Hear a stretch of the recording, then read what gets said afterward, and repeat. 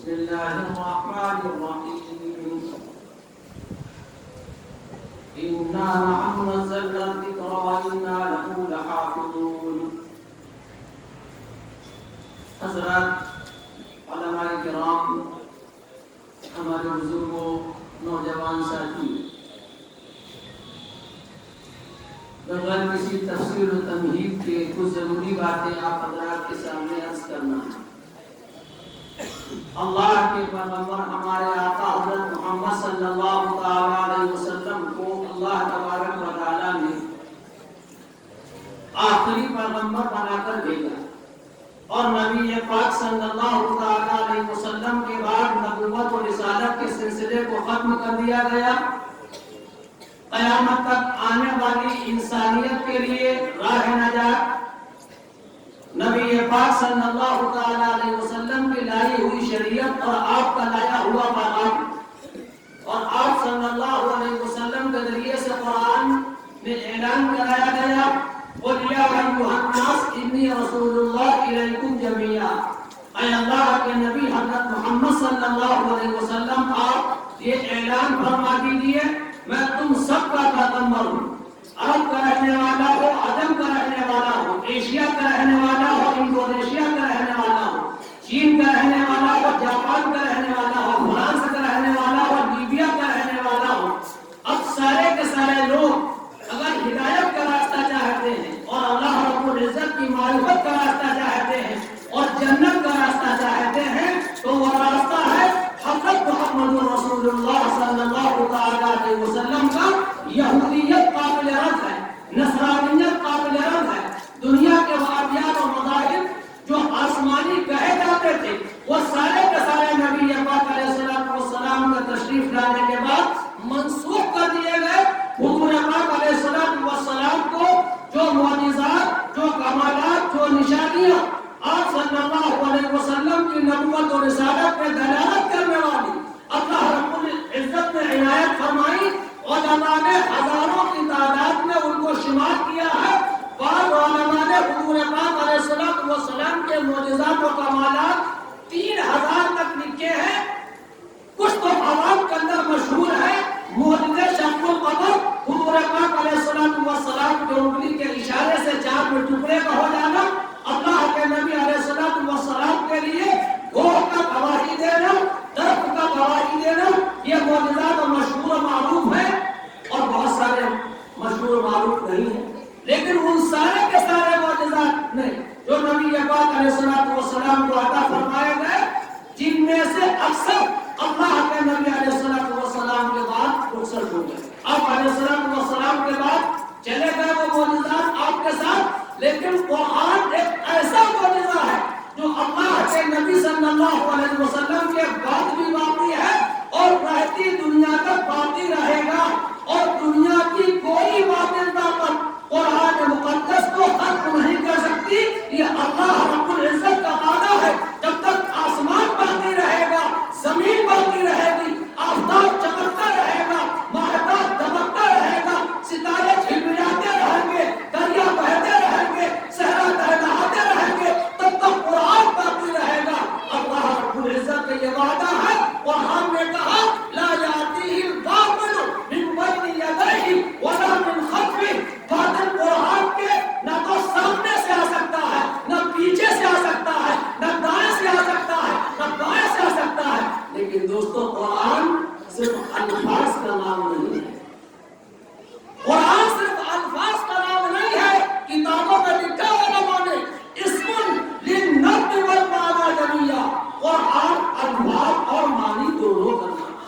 قرآن کے الفاظ کی تلاوت کرنا بھی مطلوب اور مقصود ہے، اور وہ بھی اللہ رب العزت کی معرفت کا، اللہ سے تعلق کے جوڑنے کا ذریعہ ہے۔ اور علماء نے یہ لکھا فرائض واجبات کی ادائیگی کے بعد سب سے زیادہ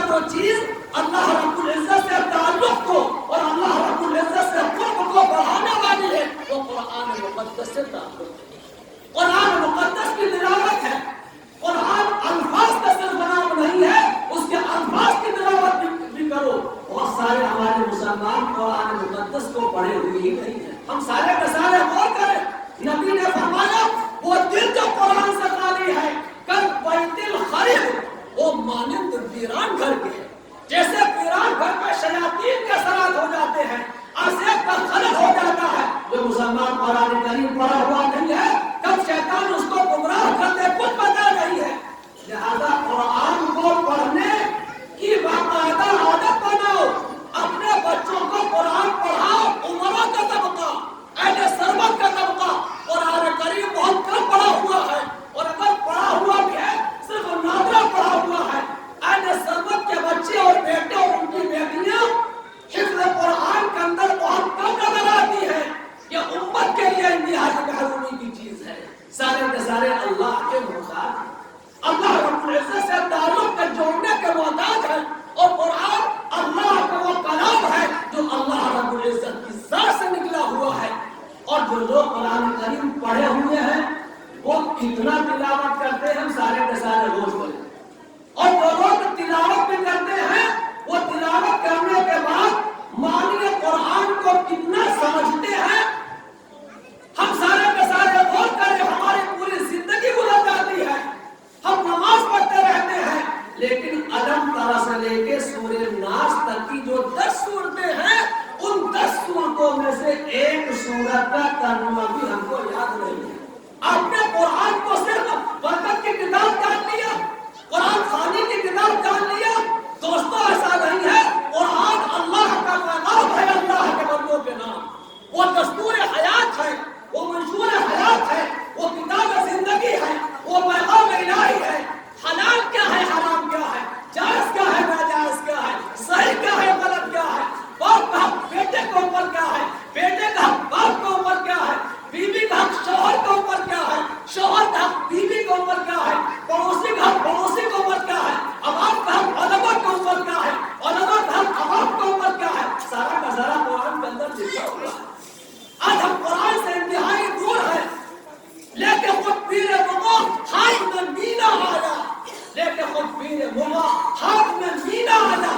میں کشو شرم کی اس پر بھی نفینا آیا. وہ جام کیا تھا، وہ مینا کیا تھا؟ اللہ تبارک و تعالیٰ کا پیغام قرآن مقدس جو ہمارے نبی حضرت محمد رسول اللہ صلی اللہ علیہ وسلم کا سب سے بڑا علمی معجزہ ہے. لہذا روزانہ قرآن کی تلاوت کے ساتھ ساتھ کم سے کم ایک سورت کا ترجمہ بھی دیکھو. اور علماء اپنی مساجد میں درس قرآن کو ضرور کریں. امت کا تعلق قرآن سے جڑے الفاظ اور معنی دونوں کے ساتھ. اور قرآن میں جو بنیادی مضامین ہیں وہ 3 ہیں. قرآن کے بنیادی مضامین 3 ہیں. سب سے زیادہ قرآن میں تذکرہ اللہ رب العزت کی وحدانیت کا، اللہ کی معرفت کا، کائنات عالم کی تخلیق اللہ تبارک و تعالیٰ نے فرمائی ہے. اپنی معرفت کے لیے، اپنی پہچان کے لیے کائنات عالم کا ہر شے اللہ تبارک و تعالیٰ کے وجود کا پتہ دیتی ہے. وفی کل شیء لہ آیۃ تدل علی انہ واحد. ہر چیز میں نشانیاں موجود ہیں اور علامتیں موجود ہیں جو اللہ رب العزت کی وحدانیت کا پتہ دے رہی ہے. تمہارا کوئی خالق ہے، تمہارا کوئی مالک ہے، تمہارا کوئی پالنہار ہے. اور دوسرا مضمون جس کا تذکرہ سب سے زیادہ قرآن میں ہے وہ رسالت. وہ رسالت ہے اس لیے کہ رسول اکرم حضرت محمد رسول اللہ صلی اللہ علیہ وسلم امت کا تعلق اللہ سے جوڑنے والے ہیں. نبی پاک علیہ السلام واسطہ ہے خالق اور مخلوق کے درمیان اللہ سے تعلق پیدا کرانے میں. اس لیے رسالت کا تذکرہ وحدانیت کے بعد سب سے زیادہ. اور تیسری چیز جو سارے مضامین کا خلاصہ ہے وہ آخرت. وہ آخرت ہے. اللہ تبارک و تعالیٰ نے دنیا کو پیدا ہی فرمایا ہے آخرت کی تیاری کے لیے. اور دنیا مزرعۃ الآخرہ فرمایا کہ دنیا آخرت کی کھیتی. ان دنیا خلقت لکم وانکم خلقتم للآخرہ. دنیا اور دنیا کے ساری چیزیں اللہ تبارک و تعالیٰ نے تمہارے لیے پیدا فرمائی ہیں، لیکن اللہ نے تم کو پیدا فرمایا ہے اپنی معرفت کے لیے، اپنے پہچان کے لیے، اپنے وہاں کی تیاری کے لیے. اور حضرات انبیاء کرام علیہ السلام کے بعد اب نبیوں کے سلسلے کو ہمارے آقا علیہ السلام پر بند کر دیا گیا. حضرات علماء کرام انبیاء کرام علیہ السلام کے جانشین ہیں، ان کے نائبین ہیں. اب نبی پاک علیہ السلام کے بعد نبی نہیں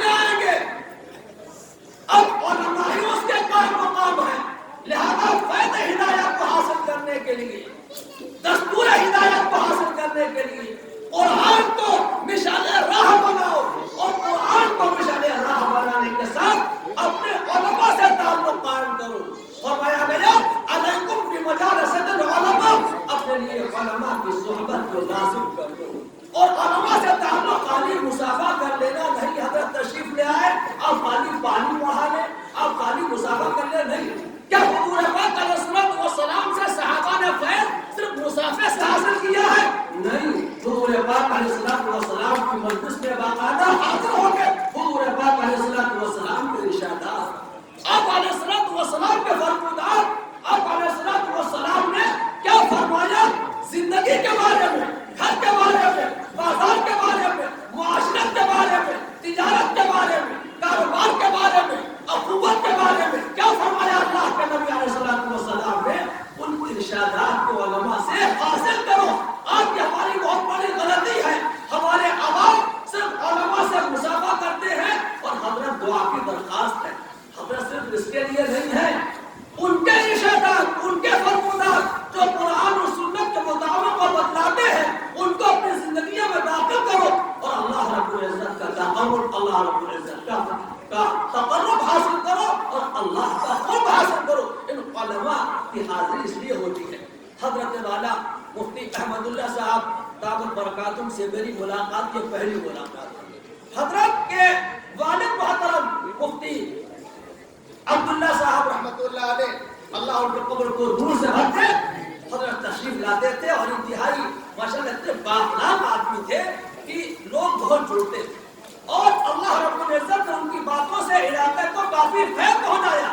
ہم نے اپنے وہاں ان کو دعوت دی, حضرت تشریف لے گئے اور تھوڑی سی مجلس میں اللہ تبارک و تعالیٰ نے ان کے ذریعے سے بہت سارے لوگوں کو ہدایت عطا فرمائی. ان حضرات کا آنا ہم سب کے لیے بہت بڑی نعمت ہے.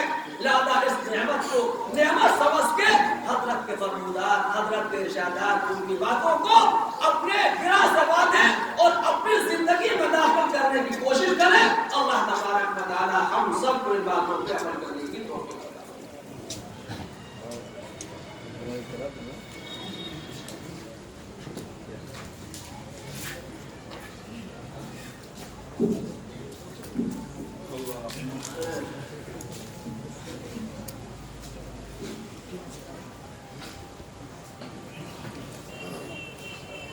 آپ لوگ یہاں قریب بیٹھو,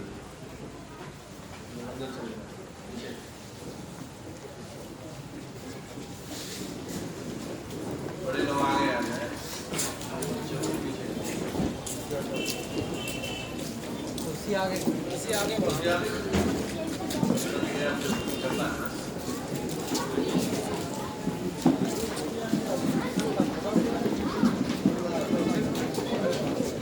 ڈالے ڈالے کرسی آگے بڑھے گا. ایسے ڈالے پہلے اوپر پہنچے بھائی,